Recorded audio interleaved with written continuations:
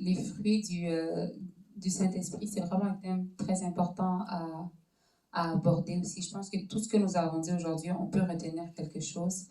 Moi, ce que je retiens de ce que Nancy a dit vraiment, c'est que il y a une réelle lutte entre ce que l'esprit veut et ce que la chair veut.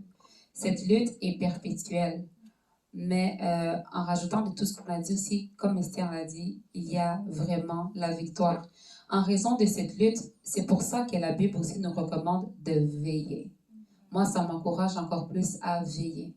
À veiller pour pas que je ne tombe, justement, ou comme, je ne sais pas si c'est Nancy, le frère David, qui l'avait dit aussi, c'est que si je m'éloigne de Dieu, je risquerais alors de me retrouver à moi-même, c'est-à-dire à ma chair. Alors, restons vraiment accrochés à Dieu afin que l'Esprit de Dieu puisse manifester en nous tout cela, parce que on peut chercher à manifester les dons de l'Esprit, etc.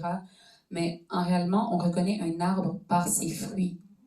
Alors, on reconnaîtra que tu es chrétien par les fruits que tu portes. C'est pas par les dons, c'est ça, parce que en fait, c'est que dernièrement, c'est un frère de l'Assemblée qui avait dit, par exemple, un sorcier ne demande jamais pardon, ne demande jamais pardon. Tout ça pour dire, mais toi, chrétien, tu ne peux pas avoir cette même attribut de, oh, telle personne ne demande jamais pardon. Les dons, c'est Moïse, je pense, que quand il avait jeté son bâton, ça s'est transformé en serpent.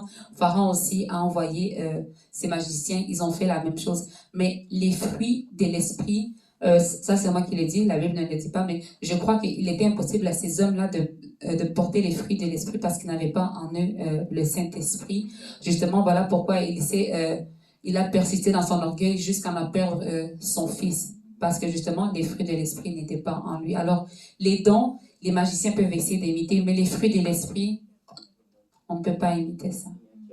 Il n'y a que l'esprit de Dieu.